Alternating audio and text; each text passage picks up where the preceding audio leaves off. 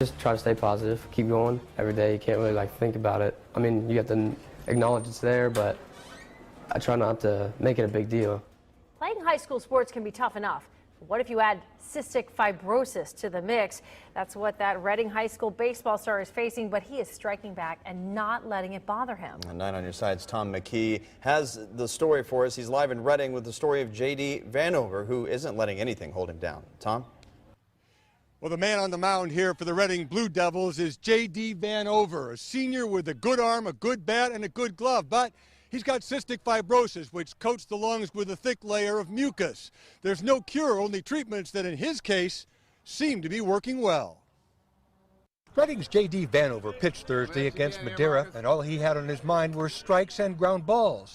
He doesn't dwell at all on his cystic fibrosis. I just try to stay positive, keep going every day. You can't really think about it. I mean, you have to acknowledge it's there, but I try not to make it a big deal. Vanover's closest friends say his younger teammates didn't even know he had the disease until last week, and they took it in stride. It obviously raised some concern, but they didn't actually go up to JD and ask because they'd probably feel uncomfortable doing so. Vanover takes 16 different medications a day, and his buddies make sure that he doesn't miss any of them. We have to tell him after he eats, before he eats, you taking your pills, you got everything down? And he's like, yep, I'm on it. I'm like, all right, you got to make sure about it. Dr. Gary McPhail has treated Vanover at the Gunnar Esiason Lung and Cystic Fibrosis Center, set up in Children's Hospital by former Bengal Boomer Esiason. It's making a difference. Back in the 1960s, patients on average died in early childhood, so under age 10.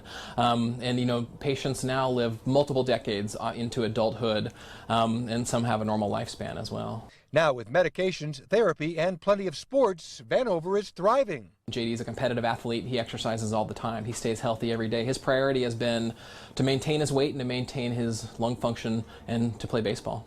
Blue Devils baseball coach Pete Muhlenkamp says Vanover motivates others by staying positive, doing what he has to do, and never complaining. He handles himself pretty well. He does. There's some times where I notice he's short of breath, but that's about it. Otherwise, you would never know. You'll have times when it's not smooth or you feel the mucus, but I mean, you just got to keep going and just know you can get better. Well, JD's post-graduation plans are to study to be an aircraft technician, but what he really wants to do, he wants to meet Gunnar Esiason to swap stories about treatments and how they've coped and that sort of thing. 9 on your side is working to try to see if that will happen. In the 5th inning here in Reading, it's Reading 1, Madeira nothing, and the only game's run is a home run by JD. Of course it is. Tom McKee, 9 on your side, live in Reading. Wow.